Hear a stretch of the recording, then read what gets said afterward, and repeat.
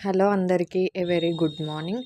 So, ఈరోజు మా ఇంట్లో మా మమ్మీ బ్రేక్‌ఫాస్ట్‌కి వేడి వేడి ఇడ్లీ ప్రిపేర్ చేసింది. నాకు ఇడ్లీ అంటే చాలా ఇష్టం. సో, అందుకే ఇక్కడ మా మమ్మీ ఇడ్లీ చేసింది. నా కోసమని ఇక్కడ ప్లేట్‌లో వేడి వేడిగా అప్పుడే పొయ్యి మీద నుంచి తీసి వేడి వేడి ఇడ్లీలు నాకు సర్వ్ చేస్తుంది. నాకు ఇడ్లీలంటే ఎక్కువ ఇష్టం.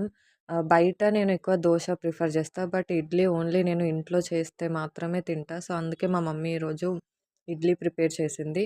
అండ్ ఇడ్లీలోకి పల్లీ చట్నీ అండ్ ఏదైనా పొడి ఉంటే ఇంకా టేస్ట్ సూపర్ ఉంటది. సో, మమ్మీ ఈరోజు అలానే ప్రిపేర్ చేసింది.